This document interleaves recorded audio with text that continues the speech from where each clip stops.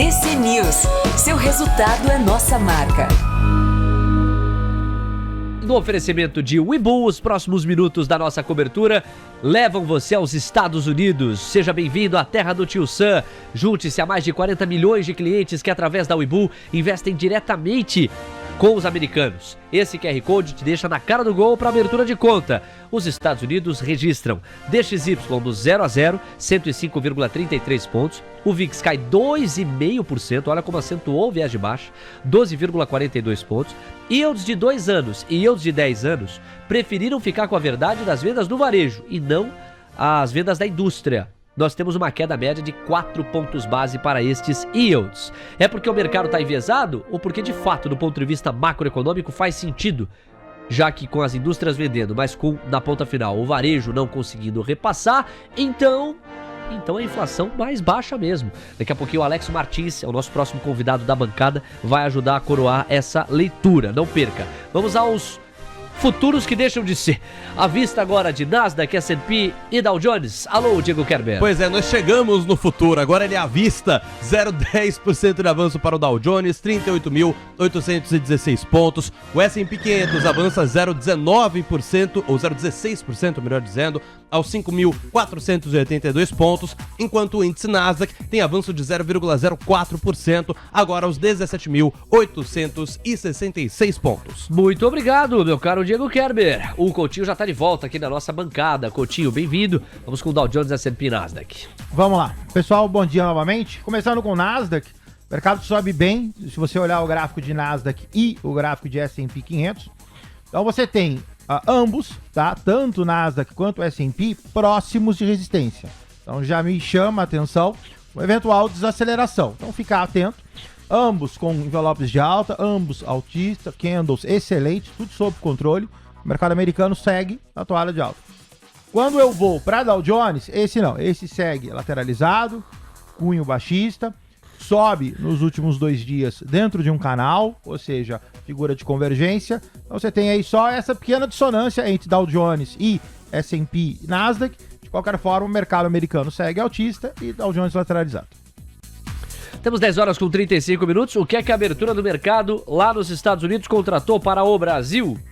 Olha só, volume projetado do Ibovespa, 13,5 bilhões de reais, é o que a gente tem aqui.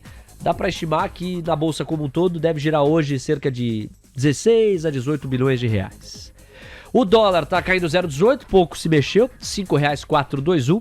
E a curva de juros tem um ponto base e meio a mais nos pedidos de prêmio. O destaque fica com o Vale, hein? Vale virou, o Vale está subindo, 0,13% agora, R$ 60,49. Petrobras, cada vez mais forte Petrobras, Petri 3 e Petri 4 avançando em média 1,35%. Os bancos hoje estão para baixo, Santander está caindo 0,15, Itaú 0,28, Bradesco 0,43, Banco do Brasil 0,83% de recuo. Só não cai tanto quanto Eletrobras, Elet 3, Elet 6 em média 1,35% de recuo para os papéis da companhia elétrica. 10h36, ok, trouxemos também aqui os highlights. Olha, quem tá ouvindo a TC News saiu na frente, hein? CSN já chega a 8,5% de avanço. Nós demos a notícia, ela estava subindo 6,20%. TC News. Boa, TC News! Por isso que a gente diz que o seu resultado é a nossa marca. Vamos lá, Coutinho, preparado? Vamos aos highlights corporativos que o nosso produtor Serelepe Caio Melo deixou preparado aqui. Então bora, a gente começa com Microsoft. As ações da companhia subiram 1,3% ontem, encerrando a sessão com valor de mercado em 3,33 trilhões de dólares. Ó, isso aqui é quase um pratracrá, hein? Isso aqui é para testar a articulação do âncora anasalado. 3,33 trilhões de dólares. E se espirrar, saúde, um recorde para qualquer companhia, enquanto Apple e Nvidia ficaram logo atrás.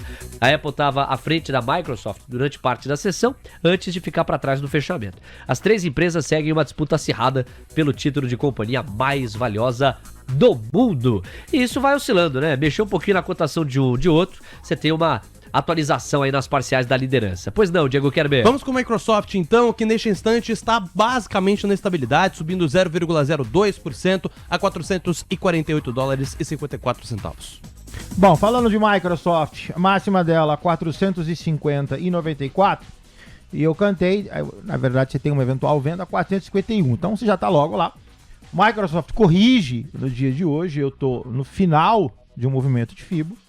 Então quem não se desfez do papel e não quer se desfazer, cola o stop, porque esse ponto é ponto de correção, então a Microsoft poderia começar a descer, e aí você vai começar a devolver. A volta em 8,52, teu stop loss vai estar na casa de eventualmente $9. Então ou zera ou coloca stop.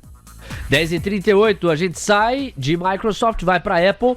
A companhia está encerrando o seu serviço Compre Agora, Pague Depois. Pouco mais de um ano após o lançamento, o serviço chamado Apple Pay Later permitia aos clientes dividir compras entre $50 e $100 ou até $1.000 em 4 pagamentos distribuídos ao longo de 6 semanas, sem juros, sem taxas. A iniciativa, lançada em março de 23, fez parte do esforço da empresa para utilizar o financiamento para aprofundar o relacionamento com os consumidores. O projeto concorria diretamente com empresas como Affirm e Klarna. O site da Apple diz que a empresa não está mais oferecendo novos empréstimos para o Apple Pay Later, mas que os existentes não vão ser afetados. A companhia disse também que planeja oferecer uma maneira para as pessoas solicitarem a compra agora e pagarem empréstimos posteriores de outras empresas quando finalizarem a compra com o Apple Pay, o sistema de pagamentos da maçã. Apple está caindo 0,06% agora, $216,43. Apple tem duas resistências na casa de 214 e $215. Só que nota, e aí a gente vai acompanhando o movimento dia a dia, essa figura você já conhece, mercado sobe, mercado lateraliza, mercado sobe. Então a Apple, a priori, ele é um ativo de manutenção, entrada a critério, objetivo desse cara 227, volatilidade 8,44, teu stop também vai ali para casa dos $9, fica a critério uma entrada em Apple ou simplesmente manutenção, cola stop e empurra. Chegando em 227, aí sim você tem uma venda. 10h40. E pra gente fechar os highlights corporativos, tem Nvidia também. A forte recuperação da empresa vai forçar um grande fundo de tecnologia negociado em bolsa a adquirir mais de $10 bilhões em ações da gigante dos chips, ao mesmo tempo em que vai reduzir significativamente a posição em Apple. Segundo a CNBC ou CNBC, o índice que o XLK segue vai ser reequilibrado em breve, com base em um valor de capitalização de mercado ajustado a partir do fechamento da última sexta. Os novos cálculos mostram a Microsoft como a principal ação do índice, seguida por Nvidia e depois Apple, de acordo com Matthew Bartolin, chefe da SPDR Americas Research. Todas as 3 ações mantiveram um peso acima de 20% no índice, ou mantiveram, essa fotografia, não havendo limites em vigor. Mas as regras de diversificação do índice limitam o tamanho do peso acumulado das ações com pelo menos 5% de participação no fundo. Como resultado, a Microsoft e a Nvidia provavelmente terão um peso de 21%. Agora, a Apple vai cair para cerca de 4,5%. Esse reequilíbrio estará em vigor por um trimestre, mesmo que a Apple supere significativamente a Nvidia antes dos dados oficiais. Vamos com Nvidia, que está avançando 0,40%, $131,40. Nvidia vai dar um zoomzão, tirei aqui um pouquinho para enxergar, mas já vi o que eu queria. Nvidia segue em manutenção altista, então você vê aqui um sobe, lateraliza, sobe, primeiro envelope de alta, sobe, lateraliza, sobe, segundo envelope de alta e sobe, lateraliza, então a priori vai bem, obrigado para quem está comprado, sobe. O ativo cota 131,50, o objetivo desse cara 137, então ele é um ativo de manutenção. Tô fora das linhas do FIBO, não compraria, simplesmente manteria. Volatilidade desse cara 4,50, então stop loss vai para casa de $5, então só empurrar, a priori 137.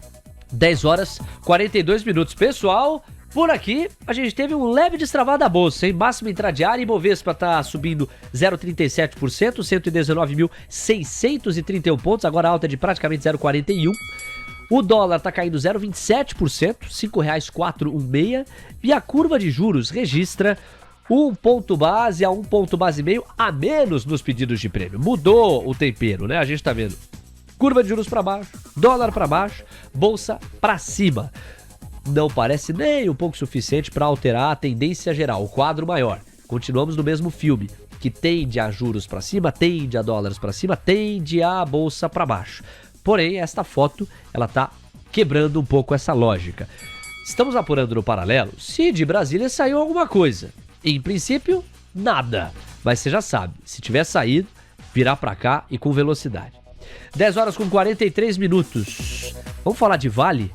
Porque Vale, puxa o ADR pra mim, Coutinho. Vale 3 aqui tá subindo 0,53%, R$60,70.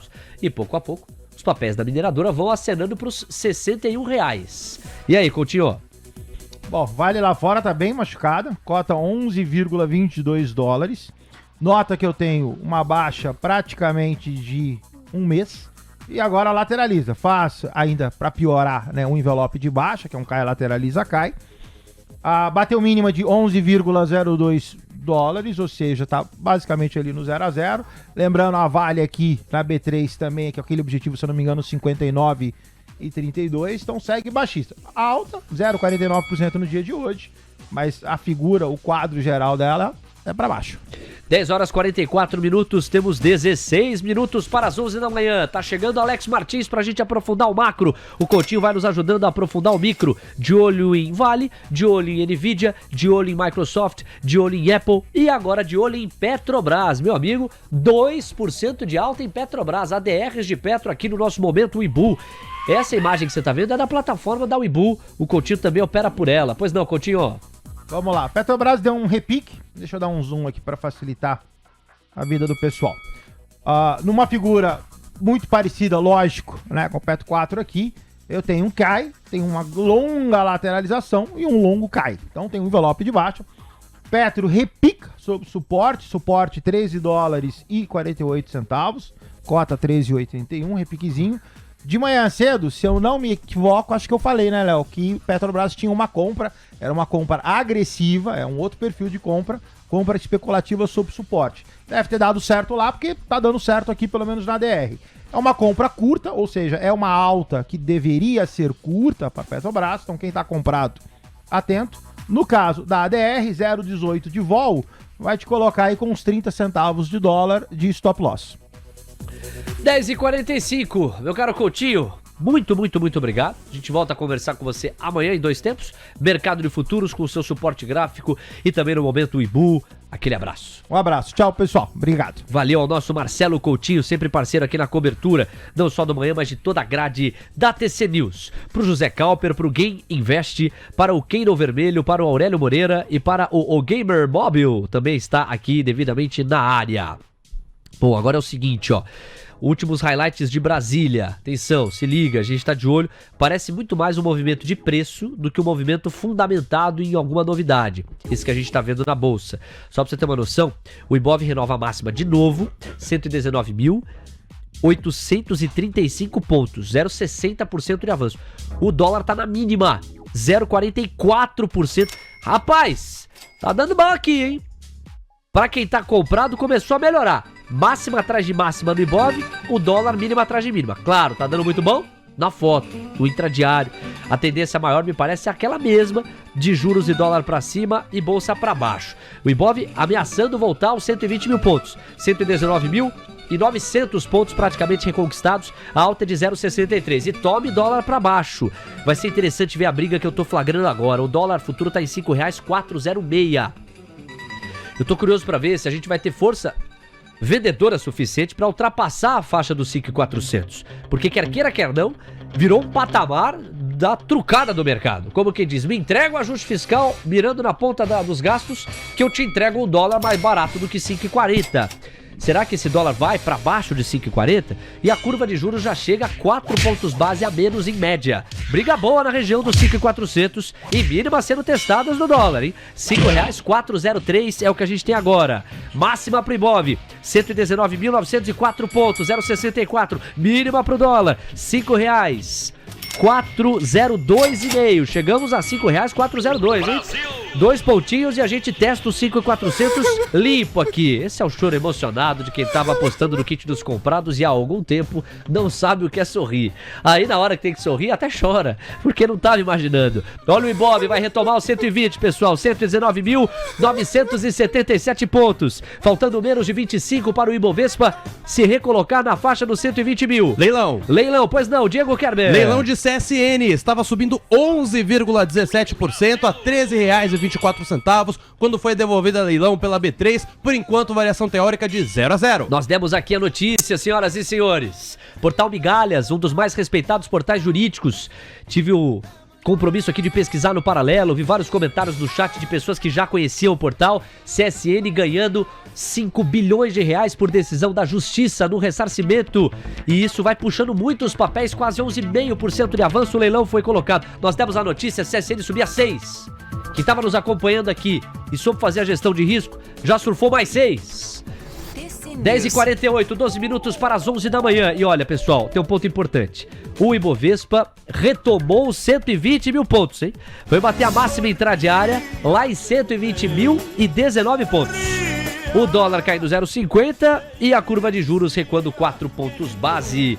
Alex Martins, bem-vindo. É uma foto mais animadora para quem tá comprado, mas não altera o filme, né? Não, eu acho que o mercado se animou com os dados, primeiramente, né? Bom dia, Léo, bom dia a todos do TC News. O mercado se animou, basicamente, depois da abertura lá de fora, né? E a gente percebe que tivemos uma aderência com os dados que saíram às 9h30, 10h15, já não foi tão bom, né? O dado veio acima do esperado. Mas, basicamente, o mercado parece que para você ter uma nova rodada de precificação dos ativos para piora, vai precisar de uma materialização realmente de movimentação ruins em relação ao fiscal, né? Então, eu acho que enquanto a gente não tiver uma definição, né, o que será essas medidas, né, quais vão ser as medidas que vão ser anunciadas, enquanto a gente não tiver a materialização disso, por enquanto dá a impressão que o mercado vai se estabilizar nessas regiões de piora. Talvez um dólar resistindo trabalhar acima dos 5.420, 5.410 e uma bolsa, né, eu falo do índice futuro, trabalhando abaixo ali dos 120.500, 120.400. A princípio parece ser isso, Léo. É o que o Alberto Santos traduz ao escrever, daqui a pouco devolve tudo. Olha, se devolve eu não sei, mas que o Alberto tem razão na premissa de que o contexto geral, o pano de fundo segue o mesmo, com bolsa para baixo, dólar e juros para cima, nisso ele tem razão. Alex, o que teve de novidade, no seu entendimento, aqui da porta para dentro, no doméstico, que vale o trader e o investidor colocar no radar? Me parece que a entrevista de Lula hoje à CBN é um desses ingredientes e não é exatamente o animador para quem está a fim de risco, né? A politização que já aconteceria amanhã da decisão do Copom só vai ficar mais encorpada diante do que ele vai lá e registra como ataque à RCN. Aí ele colocou pressão, né, nos indicados dele. Exato. Na reunião de hoje, né, e amanhã, termina amanhã, mas ele colocou pressão. Então, assim, indiretamente ele falou o seguinte, falou, olha, eu espero, né, que quem for o novo presidente do Banco Central esteja alinhado com o governo e com o crescimento do país. Obviamente, crescimento do país lê-se taxa de juros mais baixa. Então, aquela visão, né? Eu acho que assim, se o Galípolo e o Piketty escutaram a entrevista dele, né, foi uma indireta bem dada. E talvez aquele cenário de que nós teríamos uma unanimidade, e para quem, né, fala por que a unanimidade? Porque é normal um Banco Central negociar a unanimidade quando ele vê que há risco. Né? Sobretudo para ancorar a expectativa. Sobretudo para ancorar a expectativa. Então, o mercado apostava justamente nisso, que nós teríamos um diálogo entre os integrantes do Copom. Olha, dado o risco como já está, eu acho que a gente entregar uma unanimidade para o mercado seria um movimento positivo da nossa parte do Banco Central. Só que daí você vê o Galípolo e o Piketty olhando a entrevista, né, do presidente Lula e já começa a falar, ó, foi uma indireta muito forte. Então, talvez aquele placar de unanimidade comece a rodar aí, talvez um 7-2, um 5-4, né? Eu acho que o mercado vai começar a colocar isso na curva de risco para amanhã, a votação, né, do Copom de amanhã. Mas acho que hoje talvez ainda seja cedo para a gente sentir isso. Até porque os dados, né, parece que o mercado está querendo aderir um cenário mais externo. Mas amanhã, com certeza, alguém vai estar se questionando sobre essa posição do Lula. Eu também acho. Vamos explorar aqui duas camadas dessa relação RCN-Lula. Eu cheguei a trazer um pouco do que eu penso mais cedo. Existe uma camada técnica, uma dimensão técnica sobre a atuação dele. E existe uma camada que é da percepção política da figura de Roberto Campos Neto. Vamos começar com a parte técnica. Te parece incontestável? É um trabalho eficaz, bem resguardado, em cima da ancoragem de expectativas. Você vai ter aquela crítica que se fez quando ele jogou a Selic para 2%, depois o exagero dos quase 14%, mas descontadas as pontas, os extremos, buscou o tempo todo veementemente cumprir o mandato, se preocupou com a inflação e, na maior parte do tempo, foi feliz na arte de ancorar expectativas. É um saldo positivo que a gente pode fazer do trabalho técnico do Roberto Campos Neto até aqui? Olha, Léo, eu tenho minhas críticas ao Campos Neto, né? Eu acho que talvez ele tenha errado muito mais na comunicação em alguns momentos do que propriamente na condução da política monetária. O que a gente tem que ter, quando a gente vai avaliar Campos Neto, a gente tem que ter em mente que nós passamos por alguns percalços, né, durante o seu comando que nós não víamos há muito tempo. Então nós passamos com Campos Neto com pandemia, nós passamos com uma taxa de juros americana que estava próximo de zero e foi por mais, né, de décadas e foi para 5,5. Então, assim, para emergente é muito difícil você conduzir uma economia, né, em mares, vamos dizer assim, revoltos. Agora, eu tenho minhas críticas, tá? Mas eu acho que, no geral, não adianta a gente analisar só o Campos Neto, até porque é um comitê.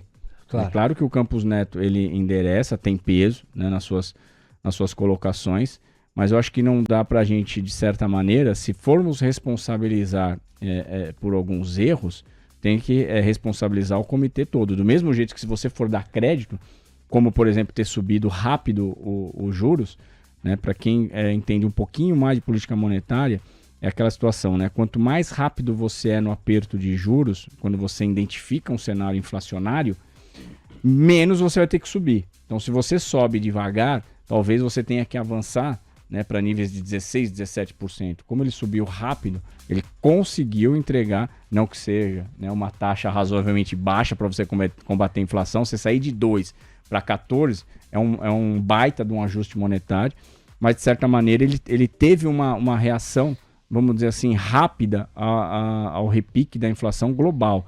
Coisa que faz com que ele até tenha, vamos dizer assim, um mérito nesse ponto quando a gente olha os Estados Unidos. Claro. Estados Unidos, o Jerome Powell ficou insistentemente falando que era transitório, que a inflação era transitória, e até que chegou um momento em que a gente viu o que resultou. Né? Como foi, né? E o quanto que o Fed teve que correr atrás do atraso. Nós temos 10,55, mas há uma razão, ou na verdade duas, pelas quais eu enderecei a pergunta tão recortadamente para o RCN. Uma diz respeito ao fato de que ele é realmente o voto de Minerva. Nós temos 9 dirigentes. 4 tendo sido indicados pelo governo passado. E foi no último, né? E foi no último. No último ele já foi voto de Minerva. E outros 4 tendo sido indicados pelo governo Lula. Quem é que desempata em caso de empate? O presidente do Banco Central. Então esse é um aspecto que me fez endereçar a pergunta bem focado em RCN. E há um outro que vai me ajudar a fazer a transição para a segunda camada. Lembra? Eu falei na primeira camada. O que a gente pode falar a respeito da atuação do RCN do ponto de vista técnico? É como eu, na busca da pergunta, busquei registrar, né? Quer dizer, tem a galera que vai criticar a comunicação e a imprecisão na hora de ancorar expectativas em algumas das apresentações dele, mas no geral ele parece ter conseguido muito mais ancorar do que desancorar as expectativas, e exceção feita a esses extremos da Selic em 2 e depois em quase 14, há quem diga que ele soube enxergar o movimento e se antecipar a ele. Foi basicamente o saldo da tua resposta a despeito das críticas que você tem sobre o trabalho dele e do colegiado, ou dos elogios que você tem a ele e do colegiado. Vamos para a segunda camada, a percepção política que se tem do Roberto Campos Neto, porque a entrevista do Lula, eu arrisquei aqui uma interpretação que é aquela em que eu fielmente acredito. O Lula tá adorando poder tacar pedra no Roberto Campos Neto. É lindo pro presidente da República, né? Ele vai associar o RCN ao governo anterior, vai dizer, como disse, que o Brasil não cresce como poderia porque ele não baixa os juros. Aí ele começou a baixar os juros e congelou minha narrativa. O que eu faço agora? Pintou até churrasco no fim do ano passado, RCN junto com os caras lá, beleza. Aí vem esse ano. E aí, sob a luz da deterioração das expectativas, da decisão polêmica do último Copom e agora da perspectiva de encerramento do ciclo de afrouxamento monetário, o Lula vai adorar pegar a pedra de novo e tacar no cara, entendeu? Como fez hoje. O Diego me complementou dizendo que a Mônica Bergamo disse que é uma estratégia não só do Lula, mas de outros ministros. Ele está orientando o colegiado dele para tacar pedra mesmo no Roberto Campos Neto, e politicamente é uma estratégia absolutamente previsível. Que me parece... O Roberto Campos Neto, quando diz que toparia ser ministro do Tarcísio, Aí ele tá asfaltando mesmo o terreno pro Lula ir lá e pisar em cima. Como foi, eu até comentei mais cedo. Naquela eleição polarizada de 22, o fato dele ter ido com a camisa do Brasil, sendo que a camisa da seleção brasileira estava associado a um dos lados daquela eleição, naturalmente que vai servir de brecha pro Lula pegar a pedra e tacar depois. É a política como ela é. Como é que você vê essa camada? Olha, Léo, para mim, claramente, né, não só o Campos Neto, ele tem a sua ambição política, como na minha visão, todo indicado para o Banco Central, e eu não digo só brasileiro, né, também americano, para mim, toda indicação para o Banco Central, sempre o escolhido tem ambições políticas, porque você tem que estar alinhado com o governo que ali está. Então, assim, seria talvez, né, uma ingenuidade da nossa parte achar que não só o Campos Neto tem ali, de repente, a sua ambição política, como o próximo que vai vir também não vai ter. Agora, o que acontece e que muitas vezes o mercado olha com bons olhos, né, sobre a ambição política. O Meirelles, por exemplo. O Meirelles, ele é uma pessoa que foi presidente do Banco Central. Obviamente, naquele momento já tinha suas ambições políticas, mas soube, no momento certo, falar sobre ambição política e no momento correto falar sobre condução de Banco Central. Então, acho que a antecipação, como você bem colocou, como é que chama? O asfalto, né? A preparação asfaltou. de asfalto que o Campos Neto está fazendo, talvez, né, já está um pouco mais escancarada. Né? Mas, na minha visão, né, a gente não pode ser ingênuo de achar que é só o Campos Neto que vai ter a ambição política. Na minha visão, qualquer um que ali assumir, futuramente vai ter ambições políticas depois que cumprir o mandato, Léo. 10 horas com 59 minutos. E da porta para dentro no que diz respeito ao fiscal. Muita palavra, muito aceno, muito gesto, pouca ação prática. De tudo que você leu de ontem para hoje, enquanto a curva de juros renova a mínima, são 4 pontos base a menos, o dólar tá caindo 0,50, R$ 5,401. Será que furou os 5,400? Deixa eu checar agora, hein? A mínima furou. Foi R$ 5,399, mas voltou. Quer dizer, testou o suporte, voltou para cima dos 5,40. Me parece que é o patamar da trucada do mercado. Agenda. E o Ibovespa agora está avançando 0,80% em 120.083 pontos. Vou te perguntar de risco fiscal do ponto de vista prático, mas antes tem o Diego com a agenda, pois não? Exatamente, estoques das empresas saíram agora, Léo. Os estoques das empresas no mês de abril e vieram exatamente em linha com o consenso, 0,3%, quando o dado anterior foi uma queda de 0,1%, portanto, aumentando como o mercado esperava. Ok, então muito obrigado ao nosso Diego Kerber e a gente vai fazer um giro pelos Estados Unidos, saiu vendas do varejo, produção industrial, daqui a pouquinho na segunda metade da participação do Alex. Mas sobre risco fiscal concreto, muito aceno, muita palavra, nada de medida prática, mas muita especulação, inclusive uma reimplementação da DRU, que basicamente descongela parte do orçamento obrigatório de saúde, educação e previdência para que isso possa ser direcionado. Não é cortar gastos, Não. É só redirecionar. E aí, Alex? Olha, eu achei a fala do presidente Lula muito vaga. Né? Ele se compromete, né, a discutir gastos, a gente não vê em nenhum momento. É claro que quem enxerga, né, ele falar em discutir gastos, antecipar que vai acontecer, tem uma diferença muito grande. Ele se compromete a sentar e discutir, e antes dele discutir, ele quer ver aonde há algo errado. Tá? Isso é exatamente as palavras que ele coloca. E eu achei um discurso muito de ataque, não só, né, como você colocou, ao Banco Central, mas também ao empresariado. Né? Eu acho que você, de repente, se virar contra o empresariado, não estou falando que nós não temos que discutir desonerações. Se há excessos em desonerações, obviamente, né, você tem que rever. Agora, você virar, né, contra o empresariado e atacar da mesma maneira, né, que você ataca, por exemplo, um presidente do Banco Central, na mesma linha de discurso, eu acho que o país não ganha nada com isso, muito pelo contrário. Né? Eu acho que você acaba, de repente, colocando, né, na mesma linha de ataque o direcionamento político que você está tendo em relação às suas críticas ao Banco Central. Você praticamente está colocando uma crítica política para o cara ser empresário. Eu acho que ninguém ganha nada com isso. Eu acho que seria muito, vamos dizer assim, frutífero quando o presidente Lula vem a público falar sobre corte de gastos, ele ter algo, né, onde a materialização dos cortes vai se direcionar. Eu achei que foi muito vago, não entregou aquilo que talvez o mercado talvez tivesse esperança de acontecer. Também vejo que não há muito espaço para cortar, tá, Léo? Acho que a gente tem que ter isso bem claro. E para a gente pensar em algo mais estrutural, falamos e repetimos isso várias vezes, vai ter que ser algo mais amplo, de uma discussão mais ampla e que vai ser mais dolorido. O que eu quero dizer? De novo, não dá para a gente sempre estar buscando remendo ao arcabouço fiscal. Sim. Não dá para todo ano a gente discutir se vai abandonar o arcabouço fiscal ou se nós vamos arrumar mais um band-aid, para passar a falsa impressão de comprometimento fiscal e entregar para o mercado uma responsabilidade sobre o mesmo. Então, assim, para a gente pensar em algo estrutural, vai ser dolorido, vai precisar um amplo debate de todos os setores, e aí sim voltar a discutir, como a gente falou ontem, voltar a discutir previdência, voltar a discutir reforma administrativa, voltar a discutir reforma tributária. Infelizmente, o Brasil, querendo ou não, é tocado dessa maneira. Então, é o resultado de você ter vamos dizer assim, uma casa legislativa muito grande, é questão de você ter vamos dizer assim, um cenário político muito polarizado. Então não adianta a gente achar que num ambiente desse nós vamos ter boas soluções. É difícil, política é isso. Agora tem que se preparar para esse cenário. O espaço para você cortar é muito pequeno. Nós temos 11h04. Eu queria muito pegar o comentário do meu amigo BR Rio, que tá dizendo assim: pô, Léo, mas a notícia é que alguém contou para outro alguém lá nos bastidores da Folha que o Campos Neto teria se colocado à disposição. Como quem diz, é frágil. E eu não acho que ele tá errado. Quando chegou o fato lá da redação para mim, a gente tava conversando lá, eu e os outros jornalistas, eu falava, mas foi declaração direta dele? Não foi declaração direta. Ele teria dito para tal, e aí chegou e a Folha publicou, e aí outros portais começaram a publicar. É uma prateleira diferente, ele como presidente do Banco Central pegar o microfone e colocar. No entanto, BR Rio, mais do que o fato, a percepção dele.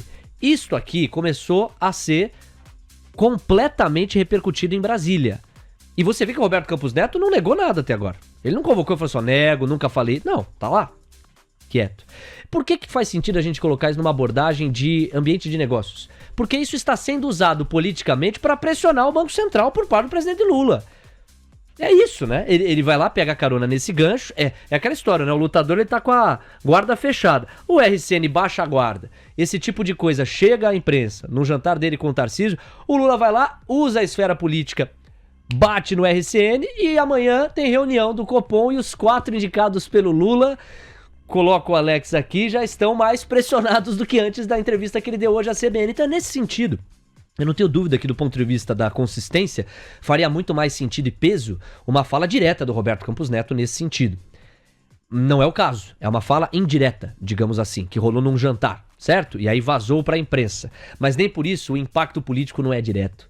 E nem por isso a atmosfera política não sustenta mais pressão por parte de Lula para a politização mais forte, para a intensidade do ambiente político para essa decisão de amanhã. Então achei muito legal o comentário do BR Rio, porque nos dá a chance de aprofundar editorialmente a escolha de repercutir tanto isso, que não deixa de ser uma fofoca. No limite não deixa de ser uma fofoca. Nem se sabe se o Tarcísio vai concorrer ou não em 26. Posso mas complementar? Brasília não quer saber disso, né, Alex? Posso complementar com um insight? À vontade. Só falar para o nosso amigo, muitas vezes no mercado financeiro, eles vão se atentar muito mais, não ao que você falou, ao que alguém falou, mas aquilo que não falaram. É o que você falou, o Campos Neto em nenhum momento ele desmente. Então acho que o mercado, numa situação dessa, onde você não vem a público e mostra claramente que se não existe uma ambição política, você tem que ser claro, o mercado dá como certo a sua ambição política. Perfeito, Alex, agradeço o complemento. O Edu coloca, pô, Léo, parece que você acha que o RCN tem que ser um submisso ao Lula. Edu, eu não acho nada, meu irmão. Eu gosto de pegar esses comentários, porque quer queira, quer não, a gente vai lá e deixa mais didática a nossa cobertura.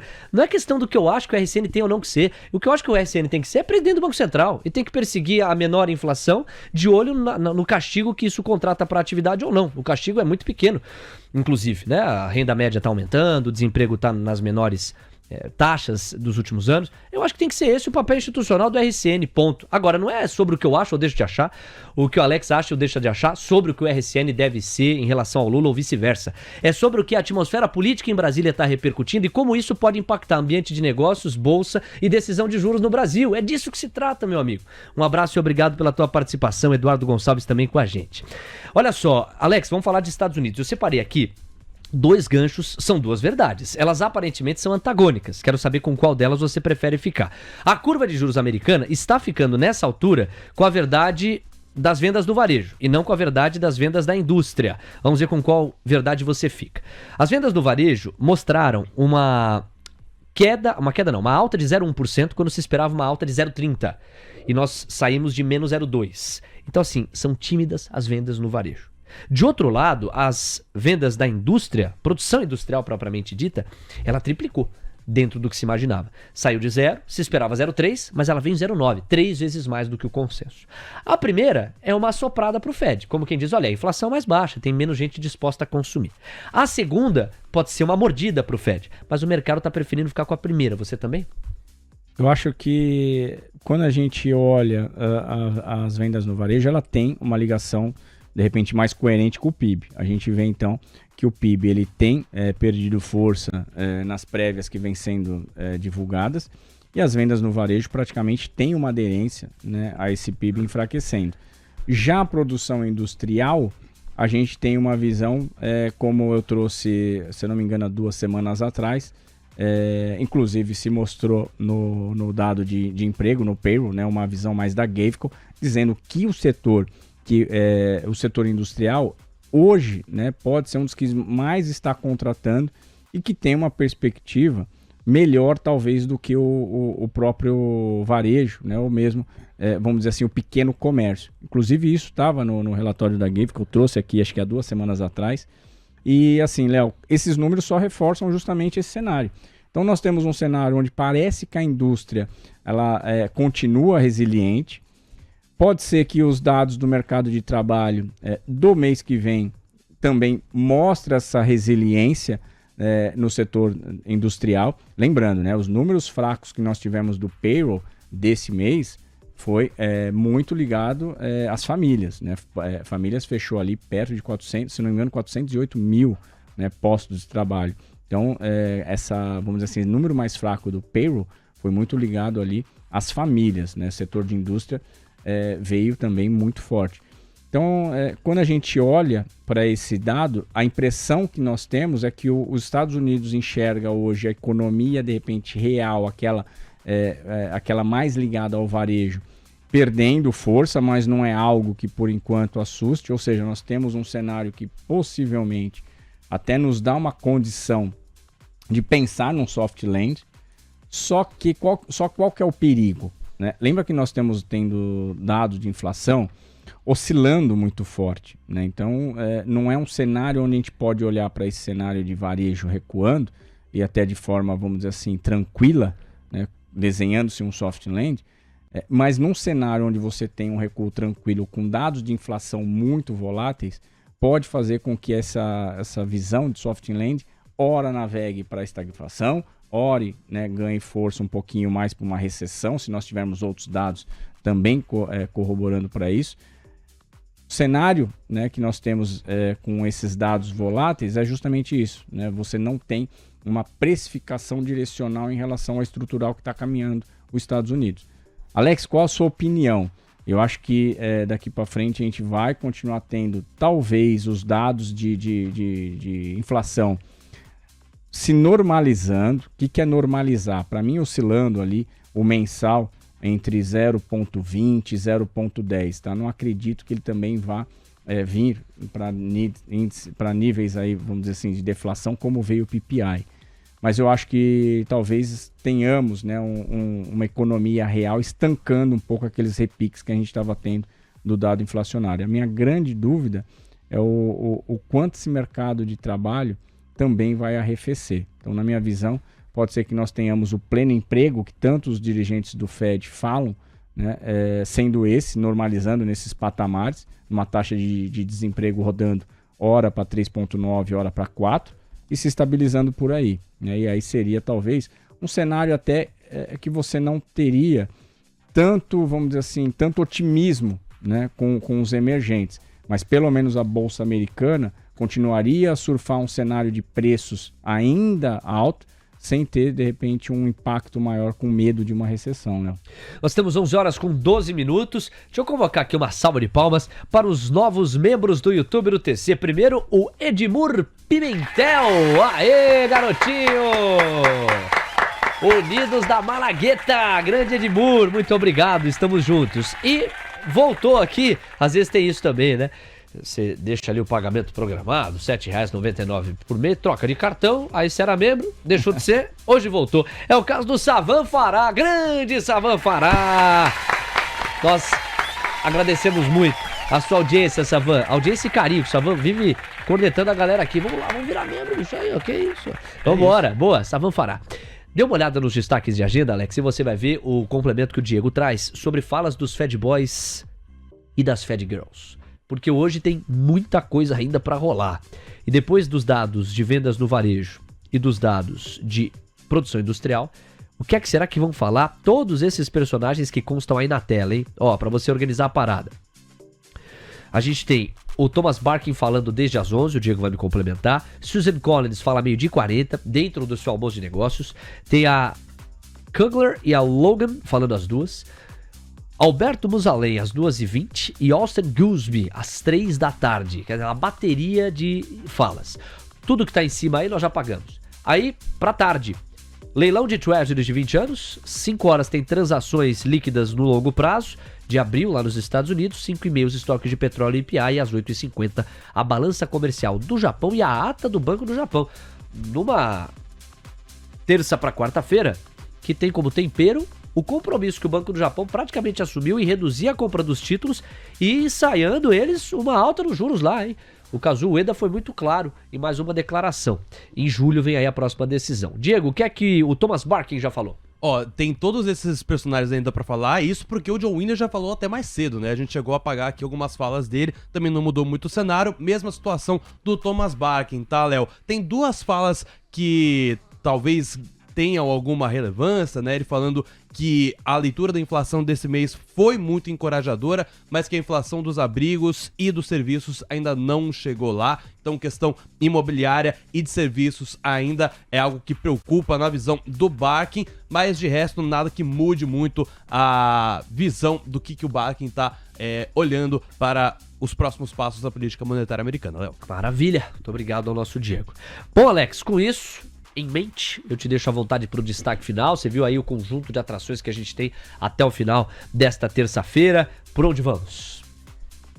Bom, eu acho que o destaque é o leilão de 20 anos, né, 2 horas. Eu acho que o mercado americano, principalmente imobiliário, ele tem uma ligação, né, muito forte com esses dois títulos, né, o de 20 e 30 anos. A maior parte, né, do financiamento americano, hoje, né, a maior parte é sobre prestações pré-fixada. Depois da crise do subprime, né, nenhum banco quis ficar mais exposto à parcela pós-fixada.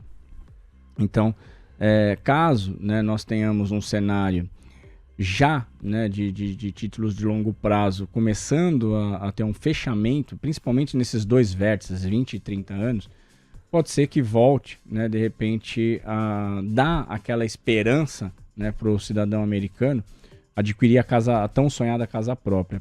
Porque se nós tivermos de novo, né, esses dois vértices ampliando, né, o seu spread, né, subindo taxa, gera pressão sobre aluguéis. E a gente sabe que aluguéis tem sido aí um dos vilões, né, da inflação de curtíssimo prazo. Então acho que é interessante a gente não só analisar o leilão de 20 anos hoje, mas também olhar na tabela, no gráfico, e ver como que vem essa trajetória dos vértices de 20 e 30 anos. Tem uma ligação muito forte com o mercado imobiliário, Léo. Você sabe que você me lembrou Cenoura Bravanel, porque você falou do sonho da casa própria do americano. Lembra? Tinha o peão lá, né? O peão da casa própria, e a galera ia girando, não é? Já pensou americano? Next one. Ok, pode girar, girando.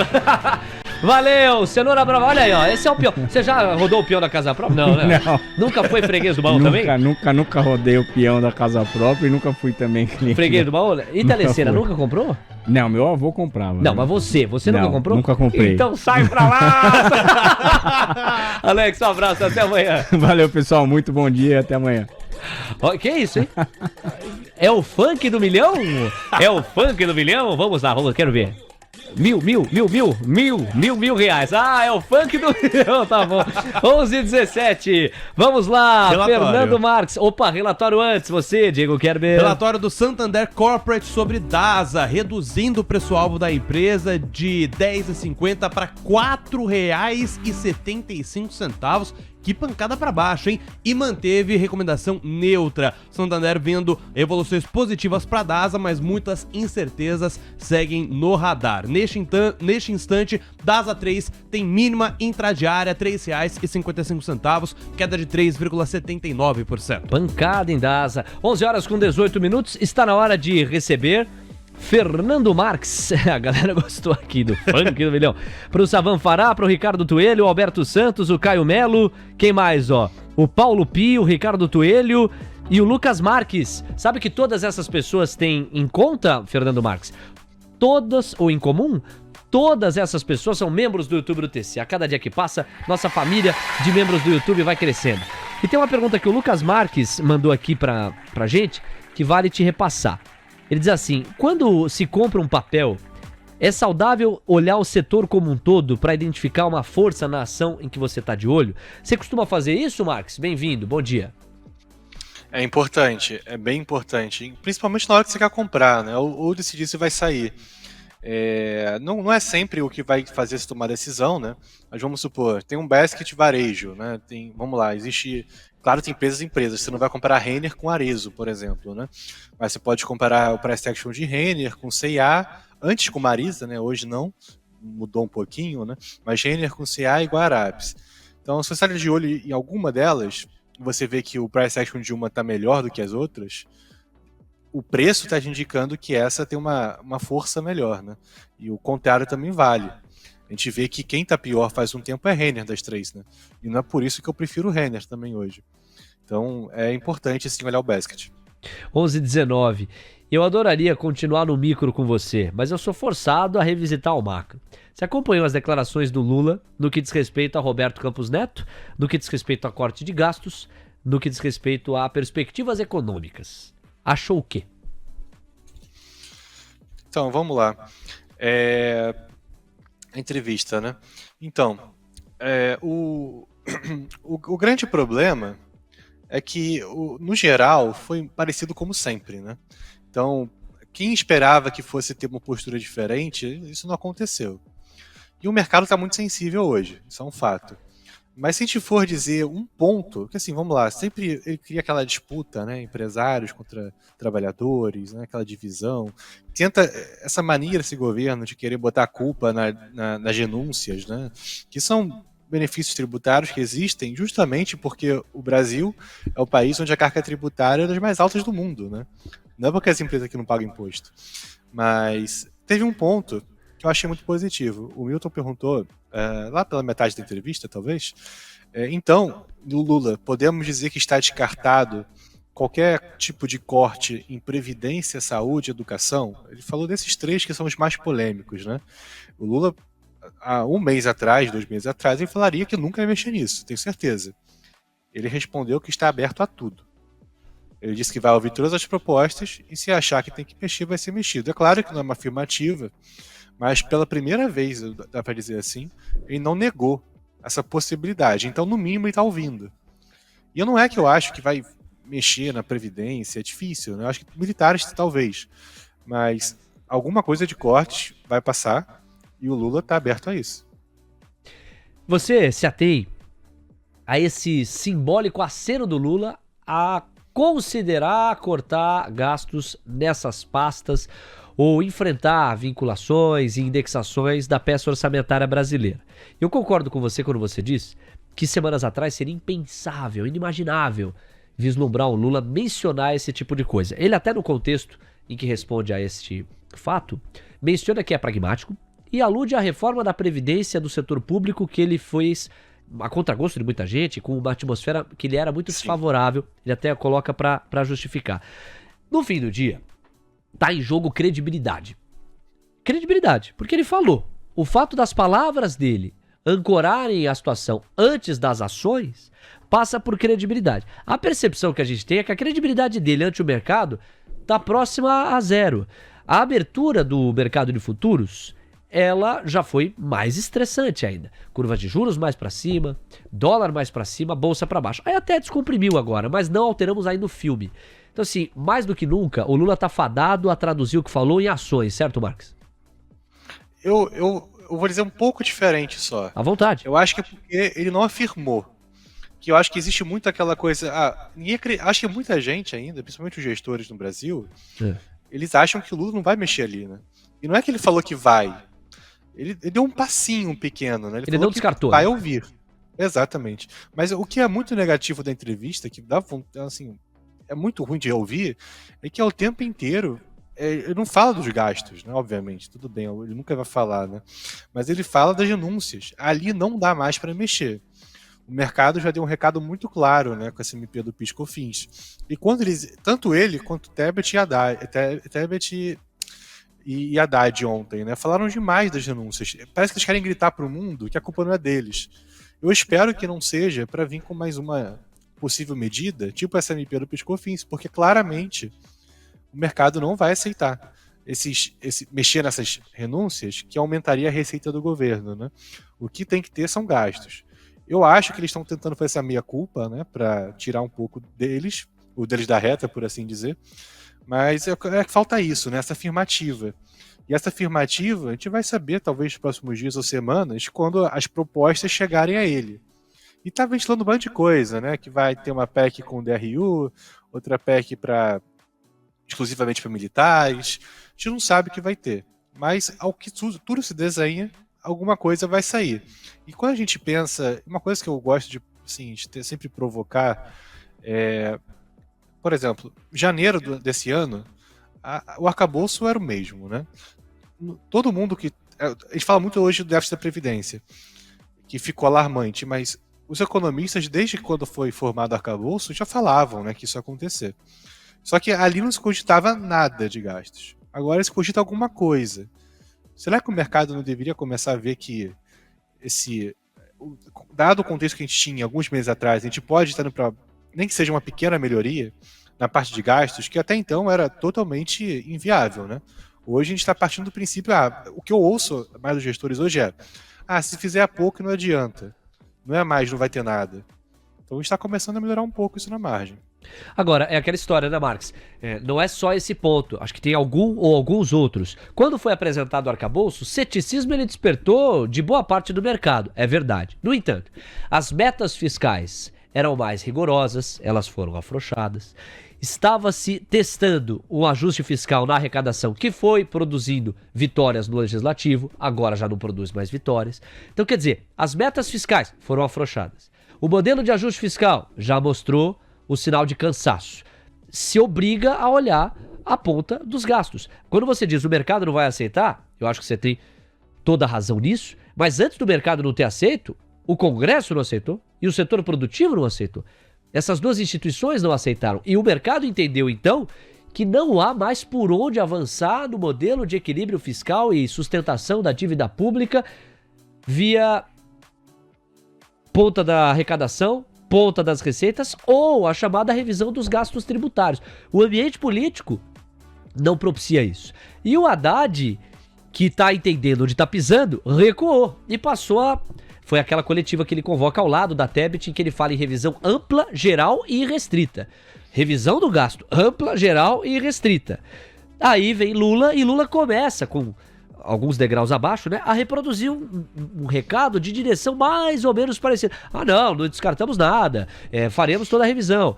Só que aquela história ainda é abstrato, a gente ainda tem dúvidas sobre como isso vai se traduzir na prática. Agora vem cá, Marx, a decisão do Copom de amanhã já era boa de acompanhar, né? Ficou mais. Ficou. Isso é interessante, né? Porque, por mais que tenha até mais pesquisas institucionais que digam que não, existe ainda muita gente achando que vai ter, né, dirigentes indicados pelo Lula que vão votar pelo corte. Inclusive, teve até essa me surpreendeu muito, né? Um repórter do Bofa de ontem, dizendo que eles acham que vai ter uma votação com unanimidade pelo 0,25. Eu acho isso impossível, né? Se a gente for querer ir pelo possível mais ruim, seria uma divergência de novo. Eu acho, né, minha opinião pessoal, é que não vai ter divergência. E existe ainda alguma dúvida sobre isso. E esse fato de não ter divergência, se ele ocorrer, vai ser bem recebido, principalmente pela curva longa e dólar. E o que estão dizendo por aí é que pode ser que tenha divergência, porque o Galípolo, caso ele vote pela unanimidade, ele não seria mais escolhido presidente do BC. Eu acho isso uma grande bobagem. Eu sinceramente acho, a não ser que eles sejam muito ruinzinhos da cabeça, né, que não tem, acho muito provável que tenha unanimidade. Assim, não existe aquele voto de protesto, isso não tem benéfico, não é benéfico pro Galípolo, nem pro PT, para ninguém, né? Então, eu acho que é um trigger importante essa unanimidade. E logo no dia seguinte do Copom, né, no dia 20, deve sair o decreto de meta contínua da inflação, que é outro ponto positivo, né? Só para lembrar, esse decreto define que a meta da inflação é 3, no horizonte indeterminado. Não tira esse tipo de caldo de mexer na inflação. Então também seria um ponto que deveria ajudar um pouco a curva longa a subir. Nós temos 11 horas com 28 minutos. Fernando Marques com a gente. Ô Marques, comenta no micro dessa decisão judicial em favor de CSN. A decisão que vai trazer 5 bilhões de reais para a empresa. O mercado vai vibrando com isso, entregando quase 12% de alta para a CSN A3. E aí? Inclusive até fazer um puxadinho ali pro Master, o Rafa, eu, o Ulig, nós pegamos esse trade, avisamos, né, bem antes, a CSN, foi curioso, esse julgamento hoje no STJ, ele foi ao vivo, né, a decisão saiu por volta das 10 horas, o papel estava subindo 0,7, assim, tinha saído a decisão, deu muito tempo de comprar, né, inclusive a gente saiu bem antes, né, a gente saiu com 7 de alta, o papel já sobe 11,5, então tem muita oportunidade assim também no Master, tá, gente? No fim, é uma briga entre a CSN e uma empresa italiana que tem a ver com a posse da Usiminas, e essa decisão já está sendo arrastada há um tempo e foi favorável à CSN hoje. E nessa decisão, essa empresa italiana, deu um branco agora no nome, desculpa, eles teriam que pagar 5 bilhões de reais à CSN. Esses 5 bilhões de reais à CSN, tem que olhar o EV, né, não o market cap. Ele é mais ou menos 10% do EV dela. Então, se a gente fosse ajustar esses 5 bilhões para um valor presente, assim, a gente poderia falar de uma alta de, sei lá, ajustando aí por alguns termos, de 8% a 10%, né? Sendo bonzinho. O papel já sobe 11,5%, mais do que imaginava. Eu acho que já precificou, né, com gordura, mas foi um trade bem legal. Essa empresa que você quis se referir, escapou, é a Ternium. Vai ser dela o desembolso dos 5 bilhões. É grande. Lira. Marques, muito obrigado, um super abraço. A gente volta a conversar amanhã. Muito obrigado, gente. Tchau, tchau. Valeu.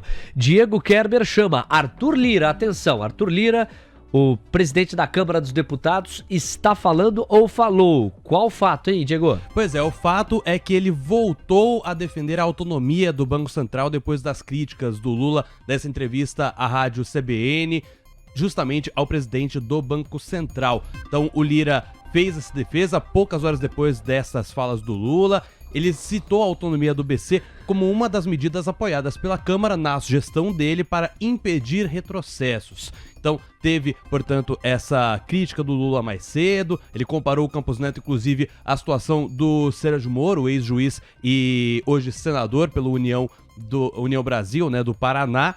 E o Lira, sem citar o Lula ou o Campos Neto, se posicionou. Ele disse, abre aspas, a Câmara tem apoiado reformas econômicas e impedido retrocessos. A autonomia do Banco Central, às vésperas do Copom, aumentou a credibilidade da nossa política monetária. O nosso arcabouço fiscal e a reforma tributária racionalizam a nossa política fiscal.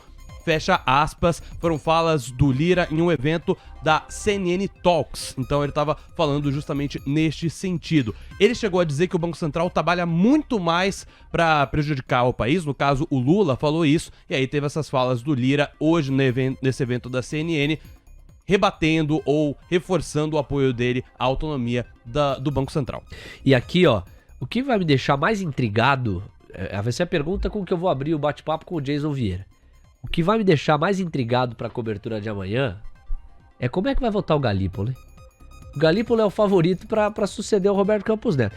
Ele vai dizer o quê? Ele vai falar que, olha, é claro, tem que parar de afrouxar a Selic, ou ele vai ser o voto que vai dizer assim, não, tinha espaço para cair a Selic? Eu tô curioso mesmo, essa é uma camada e tanto na decisão de amanhã. Olha só o que o Lula disse mais cedo, ó, e falas em relação às quais o presidente da Câmara se contrapôs com muita elegância, registre-se.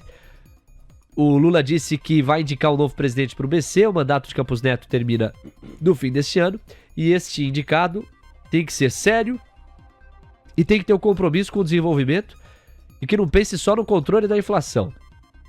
Para ele, temos que pensar em uma meta de crescimento, porque é crescimento econômico, massa salarial, que permite a gente controlar a inflação. Aí, ó, essa é a crítica veemente que o Lula traça, né?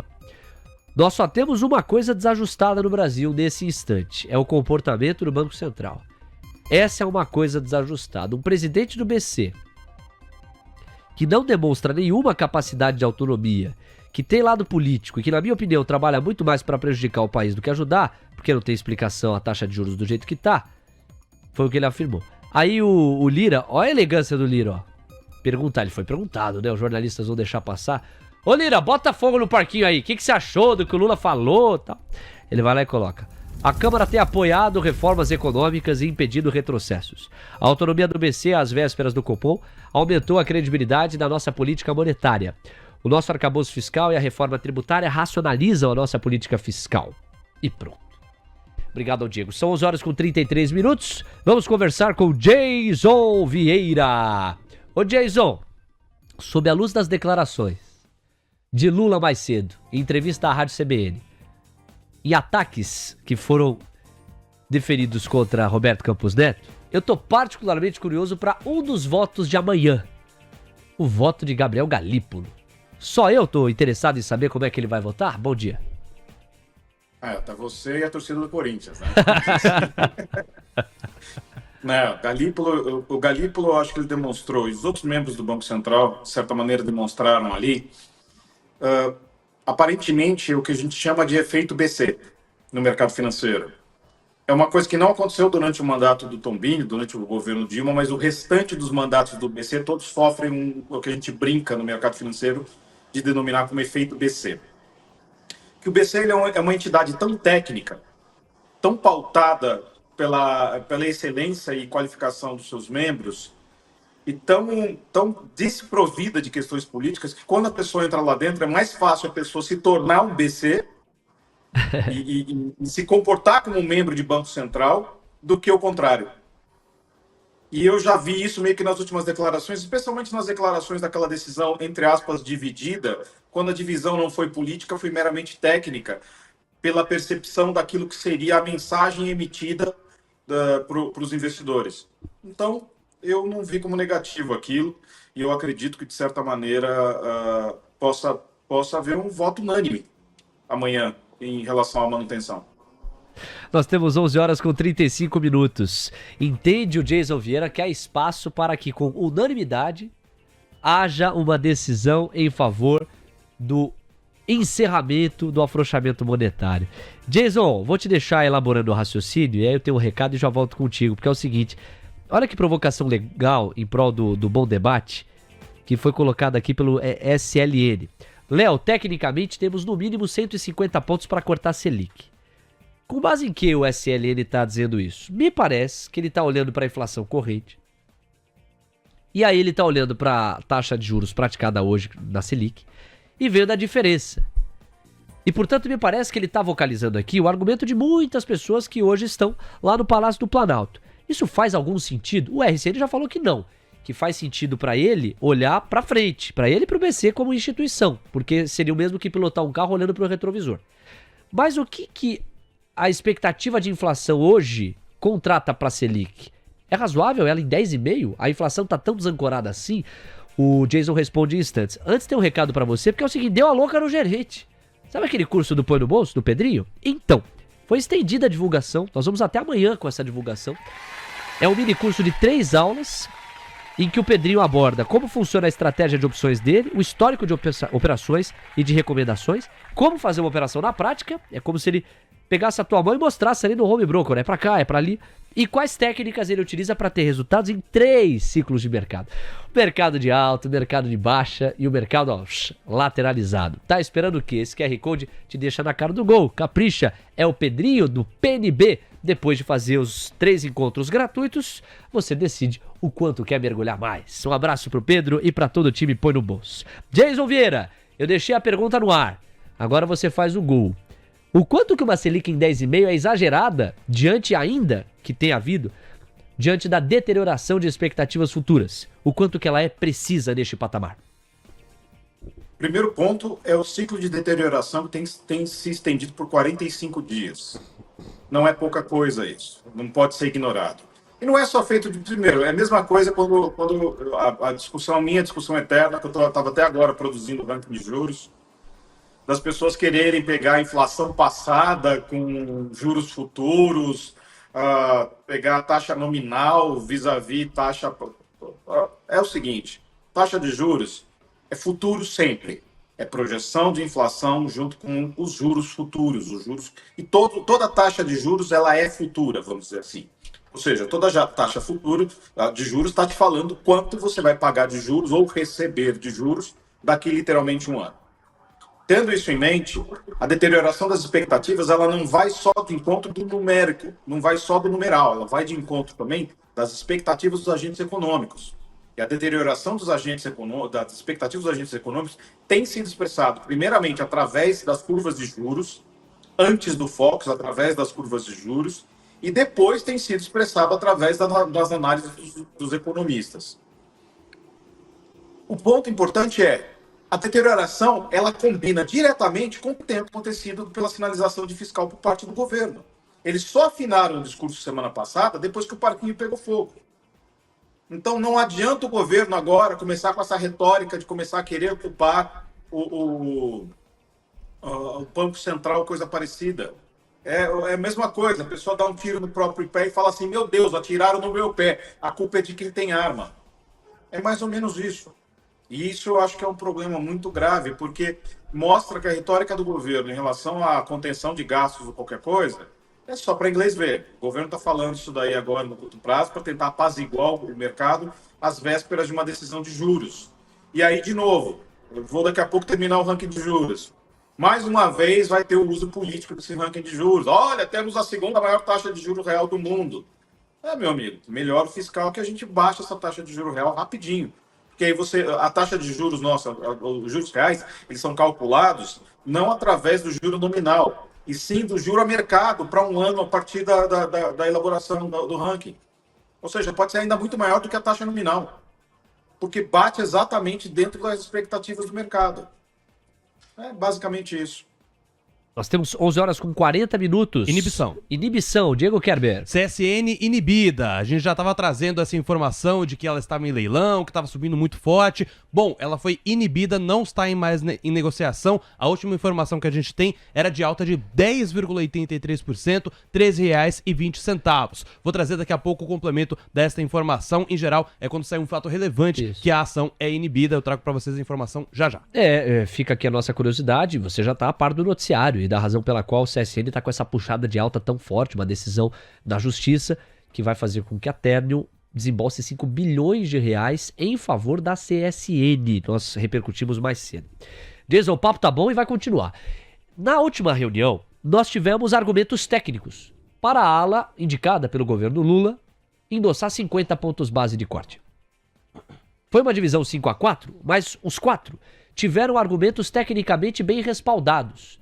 Eles entenderam que o cenário de fato mudou, mas seria muito custoso abandonar o Forward Guidance. Os outros 5 entenderam que o cenário mudou, tanto quanto os outros 4, mas que justificava você abandonar o Forward Guidance. Ou seja, o voto divergente da maioria, que foi quase a maioria, né? Ou seja, os 4 votos divergentes encontraram uma roupagem técnica que foi suficiente para fazer a parada ficar de pé. Amanhã, há alguma brecha técnica para que alguém vote em desfavor da interrupção do afrouxamento monetário brasileiro? Nesse momento, não.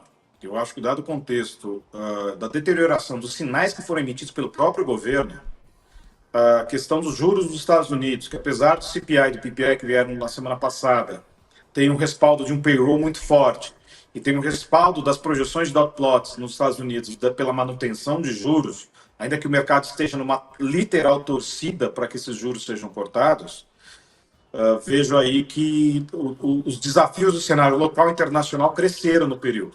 Então, respaldar um corte agora é difícil. Ainda mais, tudo bem, poderia se respaldar por dados como, por exemplo, o IBCBR, que veio um pouco mais fraco. Mas não necessariamente. Nós temos dados no mercado de trabalho que mostram que a atividade econômica no Brasil está conseguindo melhorar a despeito do que o governo tem feito. Então, isso acho que pode ser um ponto relevante no sentido de se buscar uma posição mais conservadora. E outro ponto, se observar se o Banco Central está certo ou não está certo, eu sempre coloco o seguinte: se você tem o governo contra o Banco Central, independente do governo, eu estou automaticamente ao lado do Banco Central. Aí o Jason Vieira se blindando, não é? Eu diria, ou fortalecendo muito essa questão da institucionalidade do Banco Central na hora de confrontar ou de avaliar a queda de braços que eventualmente ocorre entre a autarquia e o governo, qualquer seja. E é verdade, geralmente é conflituoso mesmo o andamento. O Bolsonaro não gostou nada da Selic ter ido a quase 14%. Quer dizer, independente do governo, né, a verdade política é diferente da verdade monetária. Né? O tempo da política muitas vezes não vai coincidir com o tempo da política monetária.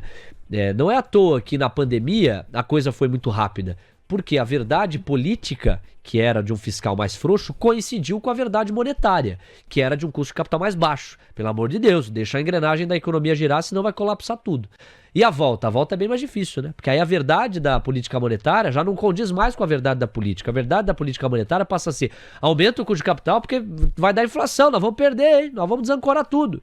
E a verdade política é: não, continua com o fiscal frouxo, mas aí a conta não fecha. E este governo, no entendimento de todo o mercado até aqui, é um governo muito mais propenso a um fiscal frouxo do que a um fiscal mais ajustado. Jason, nós temos 11 horas com 44 minutos, 16 minutos para o meio-dia. Da porta para fora, pode vir alguma boa notícia que volte a encher o peito do operador de mercado brasileiro em prol de uma Selic abaixo dos 2 dígitos? Hoje se fala em um corte de juros, a verdade dos membros do Fed, um corte de juros em dezembro, olha lá, e a verdade da FedWatch é 2 cortes de juros, possivelmente começando em setembro. E aí, Jason, como é que fica o cenário internacional? Era o mesmo FedBot que tinha 4 cortes de juros quando o Fed estava indicando 3. Era o mesmo que tinha... Tá sempre errado, porque eu já falei, o cenário internacional está sendo pautado também por uma ausência de tecnicidade. A maior parte dos fundos de investimento no exterior estão muito, muito pesados em tecnologia. As carteiras estão muito entupidas de tecnologia, mas há um temor de que isso não seja suficiente para preservar essas carteiras, porque outras empresas não estão performando da mesma maneira. Daí a tendência em se querer um corte de juros mais acentuado lá fora, de forma que reestimule a economia e traga de volta outros setores que não os tecnológicos. Se vocês tivessem noção quanto entupido de NVIDIA estão alguns fundos multimercados lá fora, daria para entender em partes porque há o temor tão grande.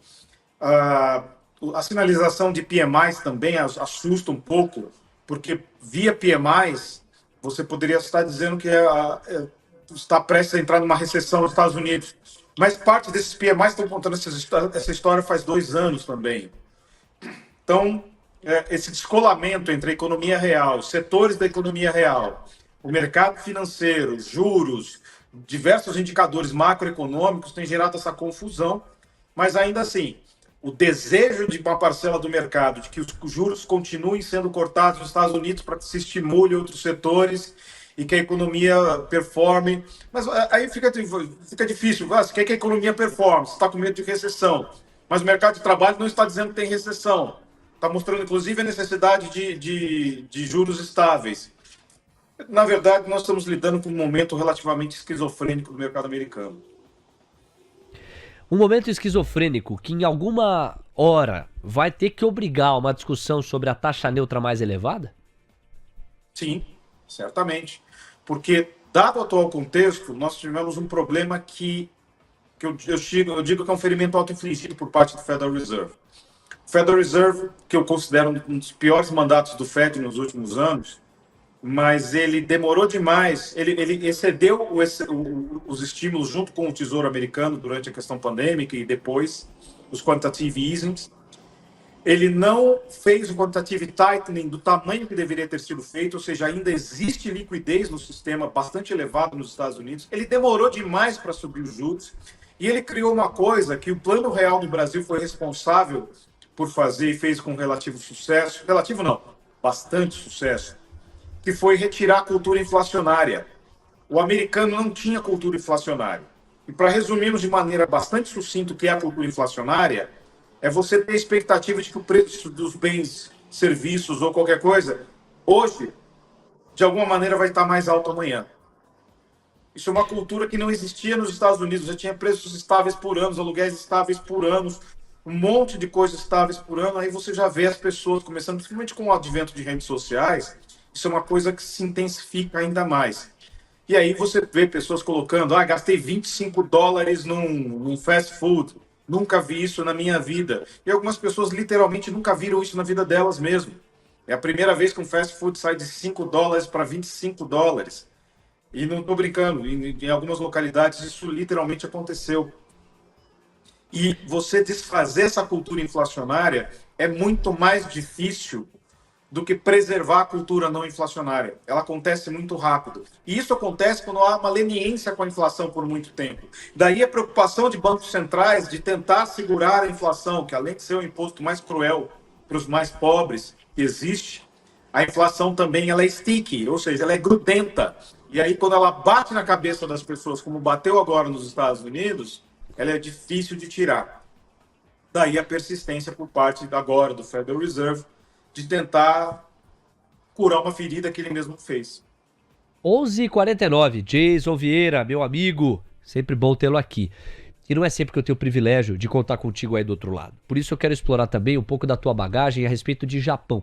Mas é depois que o Diego Kerber trouxer aqui pra gente o compilado do que foi o fato relevante divulgado por CSN e que imputou inibição aos papéis. Diego, é basicamente a confirmação do que a gente trouxe mais cedo, só isso? É, basicamente isso, tá, Léo? O ponto é que no informe, no documento, a CSN informa uma decisão favorável da terceira turma do STJ sobre o tag-along na Uzi Minas, porque a CSN pleiteava esse tag-along por compra do controle da Uzi Minas pela Ternium. E aí, só para trazer a definição de tag-along, é um mecanismo criado para acionistas minoritários protegerem as suas carteiras em caso de mudança no controle acionário. Ou seja, se uma mudança de gestão na gestão ou dos controladores das empresas não agradar aos minoritários, o capital deles estará protegido. Então, houve este informe por parte da CSN, ela pleiteava esse tag-along por compra do controle da Uzi Minas pela Ternium. 11h50.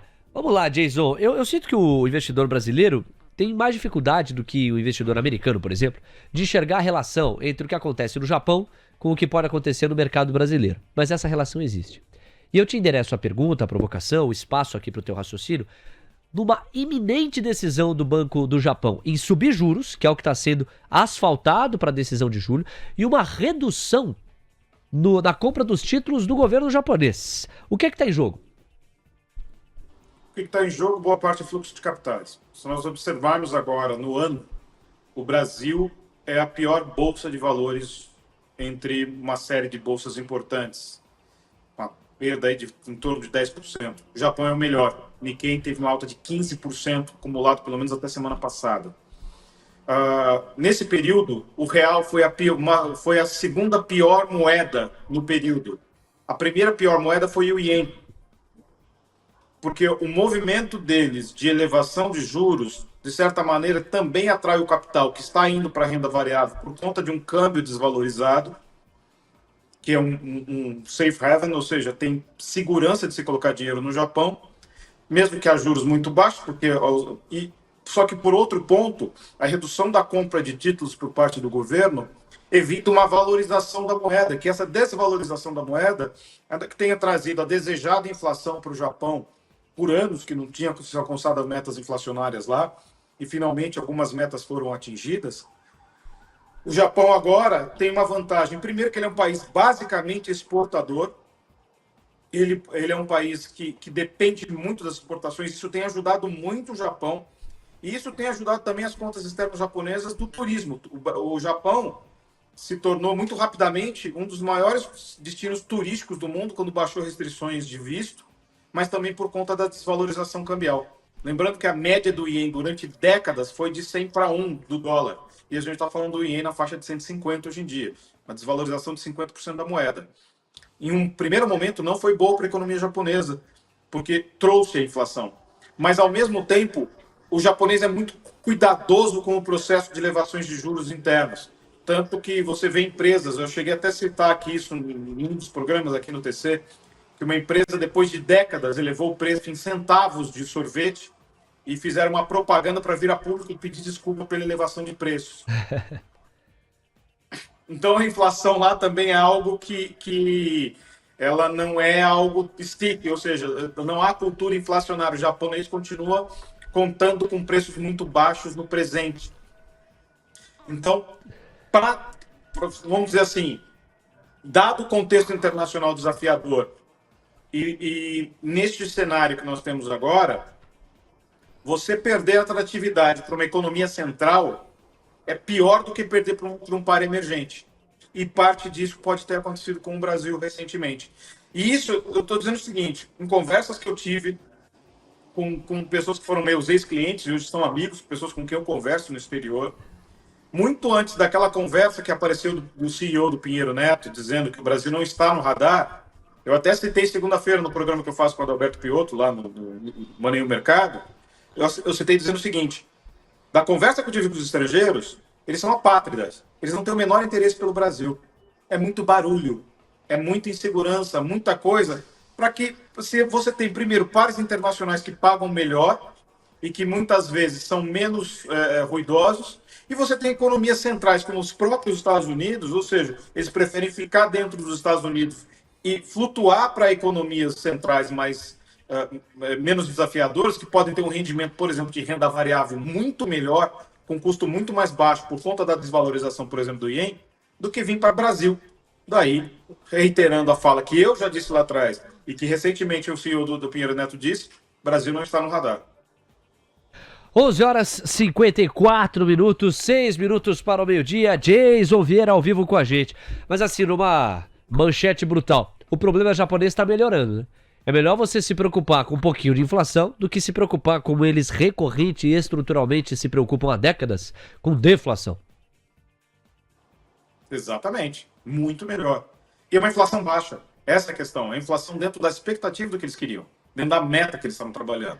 Daí que, obviamente, eles sempre vão ser reticentes a retirar estímulos, esse tipo de coisa, compra de títulos, mesmo porque o BC japonês tem uma característica, o Banco do Japão tem uma característica diferente de outros bancos centrais no mundo. O Banco do Japão ele tem uma característica de fazer compra não só de ativos, de títulos do Tesouro, mas também compra ativos de empresas. Tem carteirado uma série de empresas japonesas. Então, óbvio, não dá para tentar querer fazer igual aqui no Brasil, o Banco Central querer começar a comprar ação de empresa brasileira. Mesmo porque nós já tivemos uma experiência de campeões nacionais e nós sabemos para onde isso acabou indo. E fora que o escopo do nosso Banco Central é diferente do Banco Central do Japão. Então, claro. Mas, de qualquer maneira, para eles é positivo, é controlável e não alterou, por exemplo, desemprego, não alterou nada. Aliás, eles tiveram até uma melhora, uma queda no desemprego por conta das exportações que cresceram bastante e também do estímulo a serviços no Japão, que cresceu muito por conta do turismo. Jason Vieira ao vivo com a gente, economista da Money, está comentando as últimas atualizações aqui do mercado.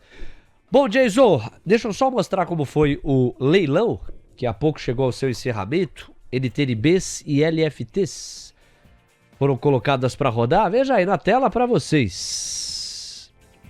Meus amigos, é taxa, hein? NTNB, vencimento em 2029, 6,53% de taxa média. A NTNB é aquela que te dá a inflação mais o juro real, certo? Esse juro real tá em 6,53 para 29. É 27? 27, isso. 27. Onde está 29, por favor, considerem 2027. A segunda linha, 2032, está em 6,38% de taxa média. E 2045 em 6,33%. Esses são os retornos. Já as LFTs, para 27, a taxa ficou no 0,08 e 2030 0,18. Deixa eu ver aqui, pensando em absorção, olha como pouca absorção nas NTNBs de 2045, hein? E não chegou também a esgotar o volume de NTNBs de 2032. Já as de 27 tiveram na íntegra aqui, a absorção. Vamos lá, meu caro Jason Vieira. Me parece que não é um saldo positivo para a dívida pública brasileira, né? Você não está tendo uma absorção do mercado tão aquecida e quando ela se dá é com alta taxa. Isso aí é topo do ano. Mais uma vez, mais um leilão no topo do ano. Isso é um sinal muito ruim. E é isso que nós dissemos. Não adianta o governo reclamar. Vai culpar o mercado. Na boa, gente, né? O governo precisa começar a entender que a responsabilidade é dele. Mas nós sabemos que esse é um governo que também não toma a rédea das responsabilidades. Sabe? É mais ou menos o teorema de Homer Simpson. A culpa é minha, eu ponho em quem eu quiser. E é basicamente o que está acontecendo agora. Todo leilão, um atrás do outro, é taxa em cima de taxa, cada vez mais alto. E não só taxa em cima de taxa, como também muitos vencimentos não conseguem vender a sua compleição. Se isso não é um sinal importante do mercado indicando que há um problema e de que o mercado entende que isso é um problema, eu não vejo mais o que pode ser feito. Jason, meu amigo, muito obrigado. Ainda mais sucesso para você e para os seus. Até a próxima. Até a próxima. Valeu. Quero agradecer muito a sua audiência, muita gente passando aqui para o nosso programa. Valeu, meu caro Rodrigo Milan, era uma vez, SCR, o Charles Moura Neto. Vai, Galo! Charlão, o que aconteceu ontem, meu garoto? Que isso? Como diria Tadeu Schmidt, que isso, rapaz? Que isso, rapaz? O Kleber Serrão tá aqui na área. Os efeitos sonoros são colocados neste programa pelo palmeirense Leonardo Pinheiro, tá, Charles Moraes? Então, você vai entender a lógica. Olha aí a torcida do Palmeiras enaltecendo o Alviverde. O Max Ribe, o Caio Logística, o Márcio Araújo, que é membro do YouTube do TC. Um abraço ainda no Ezequiel, no Alberto Santos. Também no Ascani, o Merrig, o Edson Figueiredo também está na área. Pessoal, muito obrigado pela audiência. Diego, valeu, até amanhã. Um abraço, até amanhã também para os nossos ouvintes. Amanhã que tem feriado nos Estados Unidos, né? Vamos ver como é que vai estar a Bolsa Brasileira nesta quarta-feira. Um abraço, espero todo mundo no Esquenta 7h30, hein? Valeu, muito obrigado. Léo, faz tempo que eu não vou para a nave mãe. Vamos para a nave mãe, vamos viajar na nave mãe. O palmeirense Leonardo Pinheiro tá feliz. Dá uma olhada na nave mãe, olha aí, olha só. Faz tempo que eu não vejo um sorrisão assim, ó, de orelha a orelha. Esse palmeirense. Leonardo Pinheiro apostou e ganhou, garotinho. E o Caio... Não, o Caio é santista. A gente espera ano que vem pra... Brincadeira, Caio, brincadeira. TC News. Seu resultado é nossa marca.